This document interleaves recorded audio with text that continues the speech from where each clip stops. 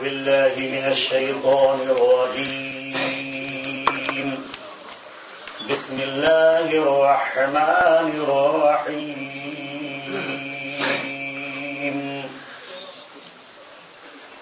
أجعلتم سقاية الحاج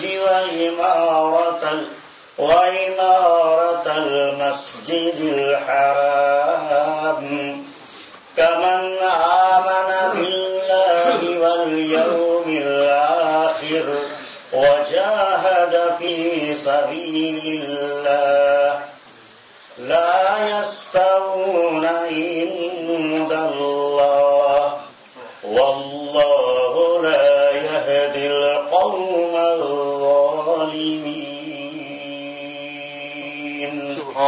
صدق الله العظيم.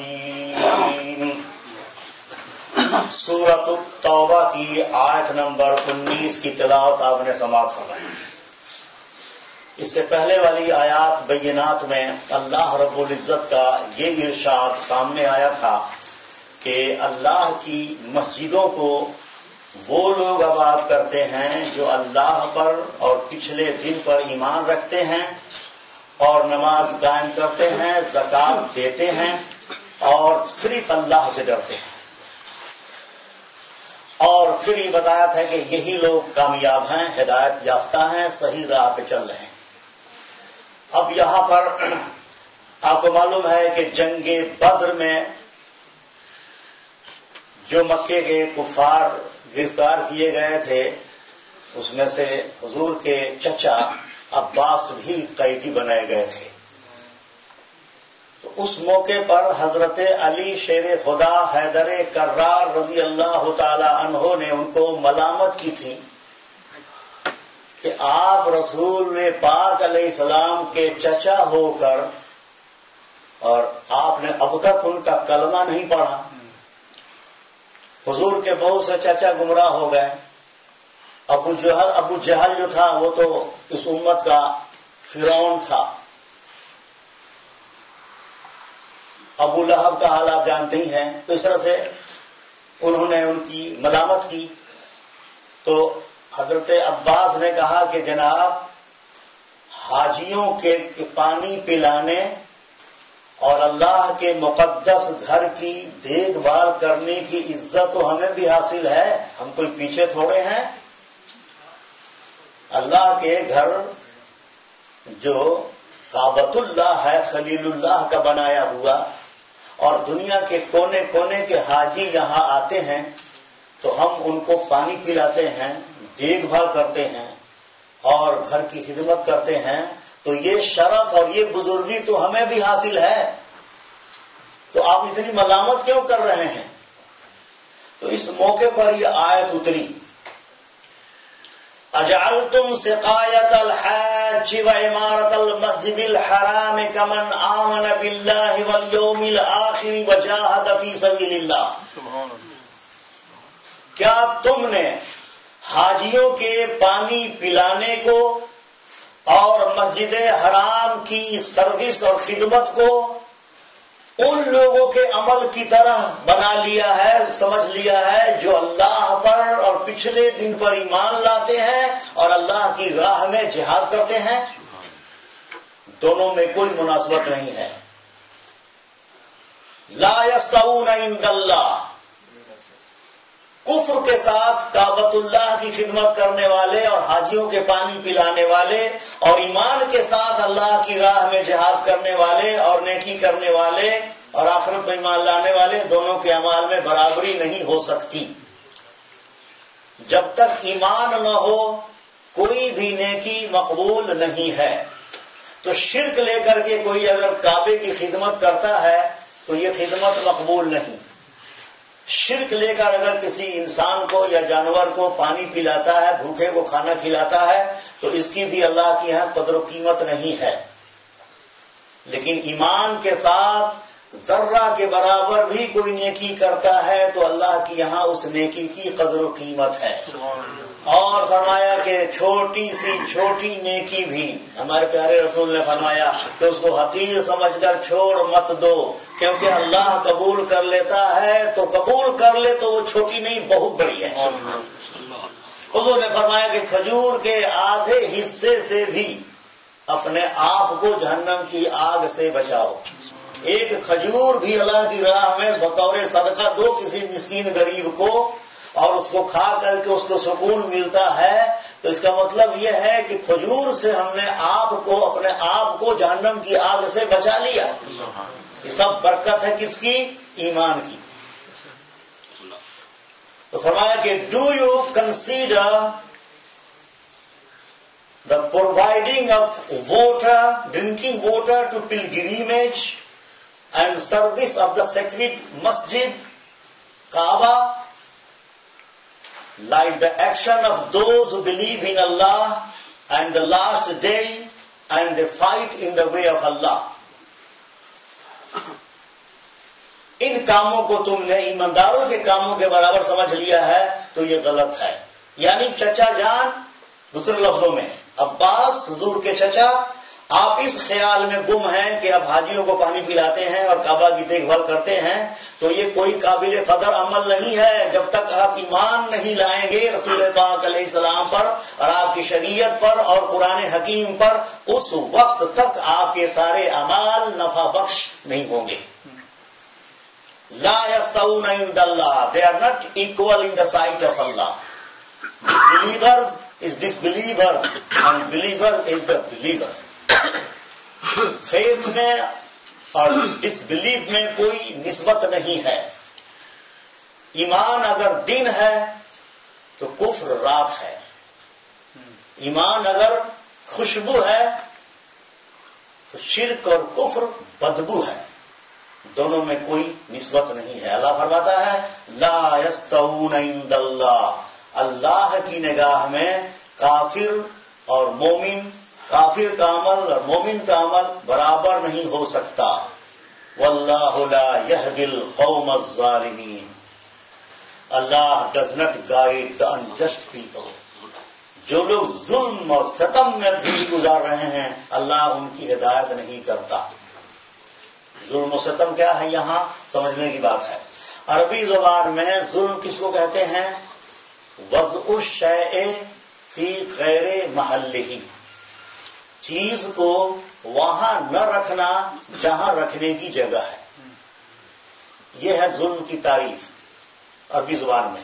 اس کو اور کھلے لفظوں میں کہیے، ٹوپی لے کر ہم پاؤں میں پہن لیں تو یہ ظلم ہے عربی زبان میں، کیونکہ پاؤں ٹوپی کی جگہ نہیں ہے، ٹوپی کی جگہ سر ہے، تو سر پر سے ٹوپی اتار کے پاؤں میں لگے لیں ہم، تو ہم کہتے ہیں کہ ظلم، تو عرب کہیں گے کہ ظلم ہو رہا ہے۔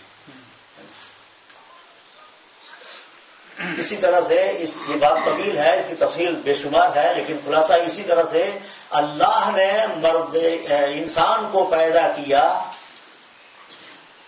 فیتھ کے لیے کہ دل میں اللہ کا ایمان ہو، توحید ہو، معرفت ہو، اور پیدا کرنے سے پہلے ہی اس نے ہم سے اقرار بھی لیا، اقرار لیا کہ کیا میں تمہارا رب نہیں ہوں؟ تو دنیا کے تمام انسانوں نے یہ اقرار کیا تھا کہ تو ہی تو ہمارا رب ہے۔ اور آگے فرمایا کہ ان تقولوا یوم القیامت انا کنا عن ھذا غافلین، یہ اس لیے اقرار لے رہا ہوں دنیا میں بھیجنے سے پہلے ہی تاکہ قیامت کے دن یہ نہ کہنا کہ ہمیں اس کی خبر نہیں تھی۔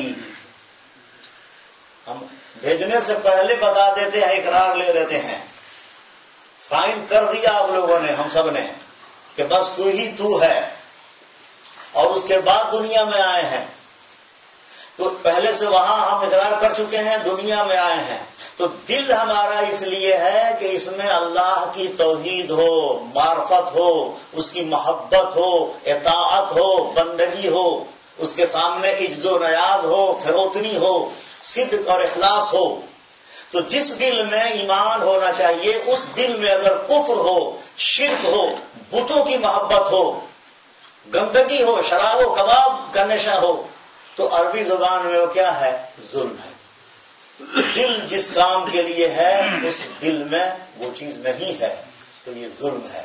تو اللہ فرماتا ہے کہ تمہارے دل میں ابھی کفر ہے، شرک ہے، بت پرستی کا اثر ہے. اس کو لے کر کے جب تم حاجیوں کو پانی پلاؤ اور کعبہ کی خدمت کرو تو تم ابھی ظالم ہو، اور اسی ظلم پہ رہو گے تو اللہ تعالیٰ تمہیں ہدایت نہیں دے گا. اس ظلم سے نکلو، دل سے گندگی نکال کر اس میں نور ایمان بھرو، تب جا کر کے اللہ تمہیں آگے بڑھائے گا، دن بدن اپنا قرب دیتا جائے گا. واللہ لا یہدی القوم الظالمین، اللہ ظالمین کو ہدایت نہیں دیتا. یہ ایک آیت ہے. الحمدللہ کہ یہ آگے چل کے مسلمان ہوئے، اور مسلمان ہوئے کیسے ہوئے معلوم ہے، آپ سن چکے ہیں. تھوڑا سا دوہرا دوں کہ حضور نے فدیہ لیا جنگ بدر کے قیدیوں سے، تو انہوں نے کہا کہ محمد میرے بھتیجے اپنے چچا سے بھی لے رہے ہیں، یہ چاہتے ہیں کہ آپ کا چچا غربت میں زندگی گزارے.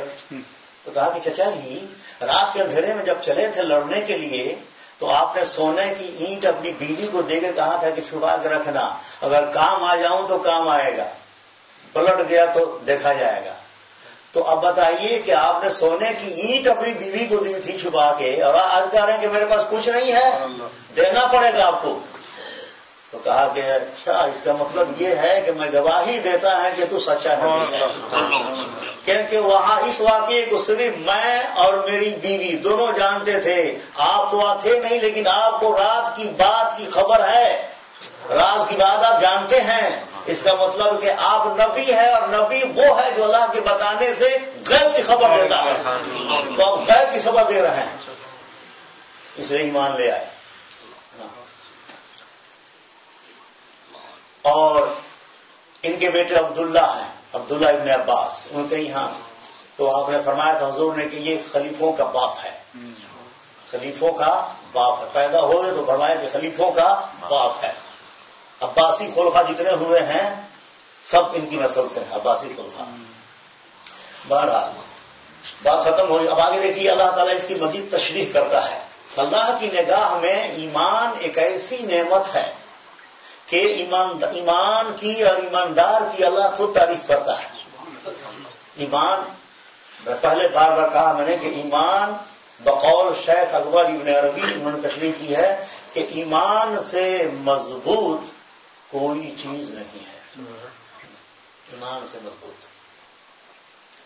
آگے دیکھیے فرمایا الذین آمنوا وہاجروا وجاہدوا فی سبیل اللہ، those who believed in the divine message and in all that Prophet ﷺ brought from Allah subhanahu wa ta'ala. وَهَاجَرُوا and immigrated from Mecca to Medina to save their faith. وَجَاهَدُوا فِي سَبِيلِ اللَّهِ and they fought in the way of Allah. بِأَمْوَالِهِمْ with their property, wealth, وَأَنفُسِهِمْ and with their life. أَعْظَمُ دَرَجَةً عِنْدَ اللَّهِ they have highest rank in the sight of Allah. اللہ کی نگاہ میں ان لوگوں کا درجہ بہت بلند ہے. اس میں اب مومنوں کی 4-5 صفات کو اللہ نے گنایا ہے. پہلی بات آمنو، ایمان لائے. دوسری ہاجرو، ہجرت کی. تیسرے جاہدو، جہاد کیا مال سے اور جان سے. اور ان 4 باتوں کو بیان کرنے کے بعد فرماتا ہے کہ اعظم درجتاً یہ لوگ مرتبے میں میرے نزدیک بلند تر لوگ ہیں. جس طرح نبیوں کے درجات ہیں، نبی کا درجہ ایک دوسرے سے اوپر ہے، سب سے بلند ہمارے نبی کا درجہ ہے. فرشتوں کے بھی درجے ہیں، کسی فرشتہ کے 2 پر ہیں، کسی فرشتہ کے 4 پر ہیں، کسی فرشتہ کے 600 پر ہیں، جبریل کو 600 پر ہیں. اسی طرح سے مومنوں کے درجے ہیں اور اسی طرح سے مومنوں کے درجات ہیں. تو درجے کے اعتبار سے یہ لوگ بلند ہیں. تو اب دیکھیے آمنو کا مطلب یہ ہوا ایمان کس چیز سے حاصل ہوتا ہے. ہم اگر اپنی ہی بات کو مانیں تو ہم مومن نہیں کہلائیں گے. یا کسی بہت بڑے سائنٹسٹ کی بات کو مان لیں تو مومن نہیں کہلائیں گے. کسی بہت بڑے بقرات اور سقرات یا علامۃ الدہر کی بات کو مان لیں تو مومن نہیں کہلائیں گے. مومن بننے کے لیے شرط یہ ہے کہ آمنوا بما انزل الیکم من ربکم, believe in all that has been revealed to you from your Lord. تمہارے رب کی طرف سے جو کچھ آیا ہے ان سب کو سچا مان لو, تب جا کر بلیور کہلاؤ گے. وَلَا تَتَّبِعُوا مِن دُونِهِ أَوْلِيَاءَ, اور اللہ کے اتارے ہوئے کے مقابلے میں کسی بڑے سے بڑے دوست, کسی بڑے سے بڑے استاذ, بڑے سے بڑے محسن, بڑے سے بڑے پیر کی بات بھی مت مانو اگر وہ اللہ کے خلاف بولتا ہے تو. وَلَا تَتَّبِعُوا مِن دُونِهِ أَوْلِيَاءَ. تو ایمان لانے کے لیے ضروری ہے کہ وہ بات مانے جو اللہ کی طرف سے اتر کے آیا, تب جا کے مانے. ماننے کا ایمان مانے ماننا, تو کس کو مانے؟ جو تو نے بھیجا ہے اے اللہ, تب جا کے ہم مومن کہلائیں گے. ہاجروا, ہجرت کی کئی قسمیں ہیں. حضور نے فرمایا کہ جو ہجرت اللہ کے لیے کرتا ہے, رسول اللہ کے لیے کرتا ہے, اللہ رسول کے لیے, اس کی ہجرت اللہ رسول کے لیے ہے. ایک صاحب نے مکے سے اس لیے ہجرت کی تھی کہ ایک عورت سے ان کو محبت تھی, اس کے لیے گئے. تو حضور نے فرمایا کہ جو اگر عورت کی محبت میں ہجرت کرے گا تو وہ اس کی ہجرت وہی ہے, جیسی نیت ویسی برکت. تو ہجرت کی کس لیے؟ ایمان بچانے کے لیے اور اطمینان سے عبادت کرنے کے لیے. وجاہدوا فی سبیل اللہ, اور اللہ کی راہ میں جہاد کیا. جہاد میں جہاں جہاں قرآن میں اللہ نے جاہدوا کا لفظ استعمال کیا ہے وہاں پر فی سبیل اللہ ضرور ہے. لڑنے والے بہت ہیں, تلوار اٹھانے والے بہت ہیں, جنگ کرنے والے, بہادری دکھانے والے بہت ہیں, لیکن یہ سب بیکار ہے. اصل میں وہ بہادری اور وہ اسٹرگل اللہ کی یہاں محبوب ہے جو اللہ کی رضا کے لیے ہو. اس لیے ہر جگہ فی سبیل اللہ, فی سبیل اللہ. قرآن میں ہے قاتلوا الذین یقاتلونکم, جو تم سے لڑتے ہیں تم ان سے لڑو, لیکن فی سبیل ہی. کبھی کبھی آدمی جذبات میں آ کے نیکی کرتا ہے, تو جذبات میں آ کے نیکی کریں یا اللہ کی رضا کے لیے نیکی کریں, کون بہتر ہے؟ تو نیکی ہمیشہ یہ, اس میں ہم لوگ مار کھا جاتے ہیں کبھی کبھی, ہے نا. ہمیشہ نیکی کرنا چاہیے تو نیت صحیح کر کے. ایک بزرگ سے کسی نے کوئی بات پوچھی تو خاموش رہے, پھر کسی نے پوچھا خاموش رہے, تیسری دفعہ جواب دیا تو کہا کہ 3 دفعہ وہیں قریب بیٹھے ہیں جواب دے رہے ہیں. تیسری دفعہ کہا کہ دوسری دفعہ میری نیت نہیں تھی, تیسری دفعہ میں نے نیت صحیح کر لی اور اب بول رہا ہوں. تو نیت صحیح ہونی چاہیے. تو جہاد کیا اللہ کی راہ میں بے اموالہم, اپنے مال سے, وہ انفسہم, جان سے. 4 صفات اللہ نے بیان فرمائے ہیں. ابھی ایک بات دیکھیے, آدمی کے نزدیک آدمی کی جان سب سے قیمتی ہے. ہمارے نزدیک ہماری جان سب سے زیادہ قیمتی ہے. جب ہم بیمار پڑ جائیں, فرض کیجئے کسی کو آپریشن کی ضرورت پڑ جائے اور ڈاکٹر کہے کہ 2 لاکھ لگیں گے تب آپریشن کروں گا, تو ہم مال لٹائیں گے وہاں, 2 لاکھ دے دیں گے, لو 2 لاکھ آپریشن کرو تاکہ میری جان بچ جائے. تو سب سے قیمتی مال کے مقابلے میں سب سے قیمتی کیا ہوا؟ جان. جان پر ہم نے مال کو قربان کیا. اور کبھی کبھی مال چھوڑ کر بھی بھاگ جاتے ہیں ہم, چلو جان بچے مال لٹ گیا تو جاؤ. ایکسیڈنٹ ہو تو کہتے ہیں کہ کیا ہوا, کہا بچہ تو ٹھیک ہے نا, جی ہاں بچہ ٹھیک ہے, چلو گاڑی پھر مل جائے گی, کہتے ہیں کہ نہیں. تو کبھی کبھی آدمی اپنا پیارا وطن بھی چھوڑتا ہے, حالانکہ آدمی کو وہ جگہ پسندیدہ محبوب ہے جہاں پر انسان پیدا ہوتا ہے. وطن معلوف, انسان کی پیدائشی جگہ انسان کی نگاہ میں اچھی ہوتی ہے. آپ یہاں بیٹھے ہیں لیکن جہاں آپ پاکستان میں پیدا ہوئے ہیں نا, وہ ساری زمین آپ کو اس وقت نظر آ رہی ہے, محلے نظر آ رہے ہیں, آدمی نظر آ رہے ہیں, وہاں کا موسم بھی نظر آ رہا ہے آپ کو. تو آدمی کا وطن محبوب ہوتا ہے, مال محبوب ہوتا ہے. مال کو مال اسی لیے کہتے ہیں کہ اس کی طرف دل مائل ہوتا ہے، اور جان تو جان ہی ہے۔ تو اللہ فرماتا ہے کہ دیکھو دنیا میں عقلاً انسان اپنے وطن سے پیار کرتا ہے، مال کماتا ہے اس مال سے پیار کرتا ہے، جو ہم نے جان دی ہے اس جان سے پیار کرتا ہے، جان اس کی بڑی محبوب ہے اس کے نزدیک، اپنی جان کے اوپر وہ مال بھی قربان کرتا ہے، وطن بھی قربان کر دیتا ہے۔ لیکن غور کرو کہ یہ کون لوگ ہیں جو میں نے اتارا، لا الہ الا اللہ محمد رسول اللہ، جو قرآن ہم نے اتارا، جو نبی ہم نے بھیجا، انہوں نے جب حقیقت کو سمجھ لی تو نبی پر ایمان لے آئے، اور ان کے ساتھ ایمان بچانے کے لیے اپنا پیارا وطن کعبہ بھی چھوڑ دیا، اور اس کے بعد ان کے پاس اتنا مال تو تھا نہیں، کما کر جو جمع کیا تھا وہ بھی لے کر گھوڑا اور برچی اور بلم کی صورت میں اللہ کی راہ میں پہنچے، جہاد کیا اور اپنی جان پیش کر دی، قربان ہوئے۔ تو غور کرو کہ جو لوگ سب کچھ کرتے ہیں کس لیے؟ اللہ کو راضی کرنے کے لیے، ایمان کے لیے۔ تو اگر اللہ کی محبت میں، عشق میں، بقول شیخ الاسلام عبداللہ انصاری ہروی، وہ کہتے ہیں کہ اگر عشق کی راہ میں جو مصیبتیں آتی ہیں، اگر مصیبت بھی عشق کے برابر ہوتی تو عشق کا وجود نہ ہوتا۔ نوٹ کریں جملے کو، کتنی بلند بات ہے یہ۔ عشق الہی کی راہ میں جو مصائب آتے ہیں، جو پریشانیاں آتی ہیں، جو تکلیفیں آتی ہیں، اگر وہ تکلیفیں بھی عشق کے برابر ہوتی تو پھر عشق کا وجود نہ ہوتا۔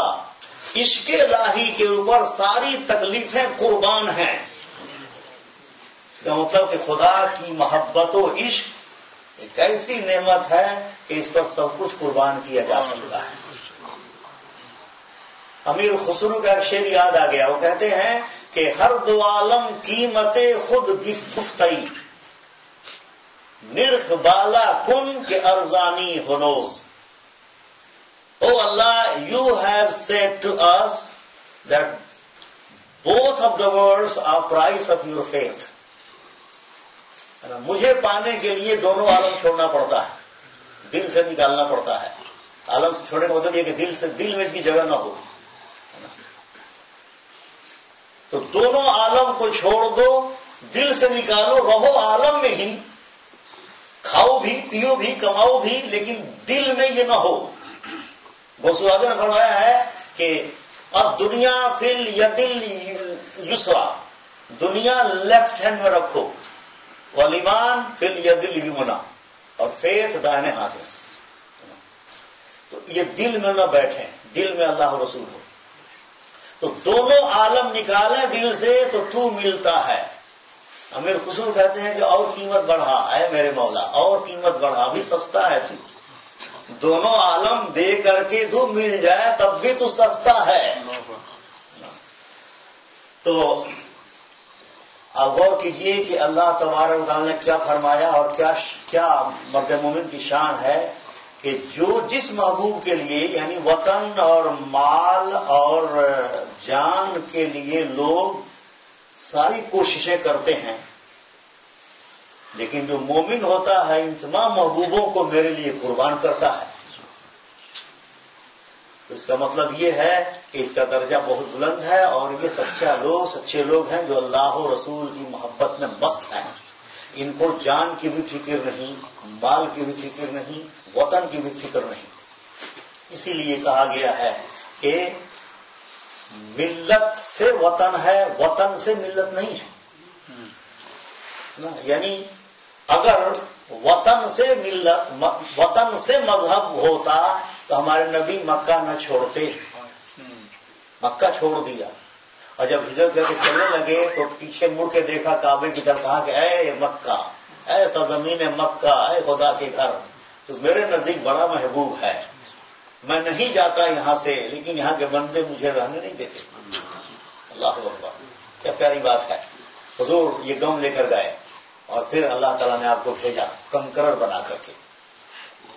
تو یہ وہ لوگ ہیں جو اللہ کو سمجھ چکے ہیں, محبت میں آ چکے ہیں. اس لیے اللہ فرماتا ہے کہ یہ لوگ اعظم درجۃ عند اللہ, they have greatest highest rank with اللہ. ایک دو بات اور سن لیجیے یہاں, آپ غور کریں کہ جعفر بن عبد المطلب, جعفر بن ابی طالب علی کے بھائی تھے. ابتدا میں انہوں نے حضور علیہ السلام حضرت علی نماز پڑھتے تھے ایک جگہ جہاں ابو طالب کے اونٹ تھے, تو ابو طالب کے اوپر سے دیکھ لیا, حضور نے بھی دیکھ لیا, تو کہا کہ چچا آئیے نماز پڑھیے ہمارے ساتھ. تو کہا کہ مجھے معلوم ہے بھتیجے کہ تم حق پر ہو. ابو طالب نے کہا کہ مجھے معلوم ہے کہ تم حق پر ہو, لیکن مجھے یہ اچھا نہیں لگتا کہ سر جھکا دوں اور پچھلا حصہ اٹھا دوں. سجدہ میں نہیں کرتا, مجھے اچھا نہیں لگتا کہ سر جھکا کے پیچھے کا حصہ اٹھا دیں. ان کی اپنی طبیعت تھی. تو جعفر تیار تھے, کہا کہ آپ آئیے. وہ آئے اور حضور کے بغل میں نماز پڑھی کھڑے ہو کر. تو فرمایا کہ سنو, نماز کے بعد سنو, اللہ جس طرح تو میرے بغل میں کھڑا ہوا ہے, اللہ تم کو 2 بازو عطا کرے گا جو جنت میں اڑے گا. واقعی اللہ نے ان کو 2 بازو دیے, اور جعفر تیار ان کا لقب ہے. تو اتنے بڑے بہادر تھے. میں جب ان کی ہسٹری پڑھتا ہوں تو معلوم ہوتا ہے کہ شیر بہادر نہیں ہے تو دوڑ کے چیس کرتا ہے, جانور کو ہاتھ مار کے کھا جاتا ہے. بہادر یہ لوگ تھے کہ جب ان کے بدن کو دیکھا گیا تو یہاں سے لے کر کے آگے کے حصے پر 90 وونڈز تھے, تلوار کے اور بھلم اور برچھی کے. پیٹھ پر ایک بھی زخم نہیں تھا, کیونکہ دوران جنگ انہوں نے کبھی بھی پیٹھ نہیں دکھائی دشمن کو. بہادری کا عالم یہ تھا کہ کبھی پیٹھ نہیں دکھائی, بغل میں بھی کوئی تیر کا نشان نہیں تھا. جتنے تیر آئے, جتنے بلم برچی آئے, وہ سب آگے ہیں. بہادر یہ لوگ تھے, شیر یہ لوگ تھے. اسی طرح سے خالد بن ولید کے جسم پر 800 زخم کے نشان تھے. اور حسین شہید کربلا, قربان جائیے, 72 زخم کھا کر مسکراتے رہے. یہ وہ لوگ ہیں. اور ایک روایت اور سن لیجیے مجاہد کی جہاد کے بارے میں. حضور نے فرمایا کہ یا جابر مالی اراک منکسرا, جابر why you look sad? He said, my father Abdullah has been martyred and left children and dead. شہید ہو گئے ہیں, بچے چھوڑے ہیں, قرض چھوڑا ہے, میں غم میں ہوں. تو کہا کہ shall I not tell you, son, shall I not give you a great tidings? میں تم کو خوشخبری نہ سناؤں؟ سنائیے یا رسول اللہ. کہا کہ اللہ سبحانہ وتعالی spoke to every martyr from behind the veil. شہیدوں سے اللہ نے پردے کے پیچھے سے کلام کیا ہے. But Allah subhanahu wa ta'ala brought life to your father and spoke him face to face. لیکن تیرے باپ کو زندہ کر کے آگے بٹھایا اور سامنے گفتگو کی. کہا کہ express your wish to me, اپنی خواہش بیان کرو عبداللہ, میں دینے کے لیے تیار ہوں. تو تیرے باپ نے جانتے ہو جابر کیا کہا؟ کہا کہ یا اللہ grant me life again to be martyred again second time for your sake. مجھے دوبارہ زندگی دے کے بھیج دے, ایک دفعہ اور شہید ہوں تیرے لیے. اللہ نے فرمایا کہ نہیں, ایک دفعہ کافی ہو گیا, دوبارہ میں نہیں بھیجتا. جو روح گئی آ گئی, میرے پاس آ گئی, اب دوبارہ یہ روح نہیں بھیج جائے گی. اسلام میں آوا گمن نہیں ہے کہ آئیں جائیں, ری برتھ کا ہم قائل نہیں ہے. جو آیا گیا, دوسری آئے گی روح, تیسری روح آئے گی, آتی رہے گی. تو یہ وہ لوگ ہم دیکھیں کتنا درجہ ہے شہیدوں کا, شہید کا درجہ. تو جو لوگ مال دیا, انہوں نے اپنی جان دی, مال سے بھی جہاد کیا, جان سے بھی جہاد کیا اللہ کی راہ میں. فرمایا کہ اعظم درجۃ عند اللہ, یہ لوگ ہیں اللہ کے نزدیک بہت درجے والے. وَأُولَئِكَ هُمُ الْفَائِزُونَ and they are the successful in the sight of Allah. یہ کامیاب لوگ ہیں. آج کل جو جہاد لوگ کرتے ہیں کہ ایک مولانا ادھر اس فرقے کے اٹھے اور کہا کہ لڑو، ایک دوسرے فرقے کا اٹھا، تو یہ نہیں ہے. جہاد جو ہے نا امیر المومنین کے آرڈر سے ہوتا ہے، یا حکومت جو موجودہ حکومت ہے اس کی طرف سے جو مقرر ہے، جن کی ذمہ داری ہے وہ لڑوانے کے لیے وہ کہیں کہ ادھر لڑو، ادھر گولی داغو، ادھر بم پھینکو، وہ صحیح ہے. بس ایک ڈیڑھ لائن میں سن لیجیے. اللہ فرماتا ہے یبشرہم ربہم برحمت منہ ورضوان وجنات لہم فیہا نعیم مقیم. Their Lord gives them glad tidings of His mercy and His pleasure and the endless bliss, garden of endless bliss. ان کا رب ان کو بشارت دیتا ہے. دیکھیں آگے بتایا کہ ان مجاہدین اور ان ہجرت کرنے والے اور ان مومنوں کو اللہ تعالی بشارت دیتا ہے کہ میں اپنی رحمت تم پہ برساؤں گا. برحمت منہ ورضوان، اور میں تم سے خوش ہوں. وجنات، اور تمہارے لیے ایسے باغات ہیں، ایسی جنتیں ہیں، فیہا نعیم مقیم، جس میں ہمیشہ ہمیشہ کی نعمتیں موجود ہیں. خالدین فیہا ابدا، جس میں وہ ہمیشہ ہمیشہ رہیں گے. امام راضی کے قول سے ایک بات عرض کروں. انہوں نے کہا کہ اللہ نے یہ فرمایا یبشرہم ربہم. رب کس کو کہتے ہیں؟ پالنے والے کو. لفظ رب یہاں استعمال کیوں فرمایا کہ سنو تم وہی بیبی ہو کہ جب ماں کے شکم میں تھے تو میں نے وہاں بھی تمہیں پالا، نکل کے آئے تو وہاں بھی پالا. جیسے جیسے بڑھتے گئے پالتے آیا، ربوبیت تربیت کرتے آیا، دیکھ بھال کرتے آیا، کرتے کرتے اب اتنے بڑے مجاہد ہو گئے ہو، اب بھی میں تمہارا رب ہوں، ابھی بھی میں ہی پال رہا ہوں. ہے کہ نہیں؟ ایک لمحہ بھی اس کی ربیت ختم ہو جائے، رحمت ختم ہو جائے، نگاہ پھیر لے تو ہم وہی ڈھیر ہیں، کچھ نہیں ہے. تو رب اس لیے کہا کہ جس رب نے ابتدا سے لے کر اب تک پالا ہے وہی رب تم کو جنت میں بھی پالے گا. خوشخبری سنا رہا ہے تو وہاں کی نعمتیں موجود ہیں جو ہمیشہ ہمیشہ رہیں گی. اور اللہ یہ بشارت دے رہا ہے کہ رحمت دوں گا اور رضوان، خوشی، میں خوش ہوں. رضی اللہ عنہم ورضوا عنہ، اللہ is pleased with them and they are pleased with him. خوش ہیں.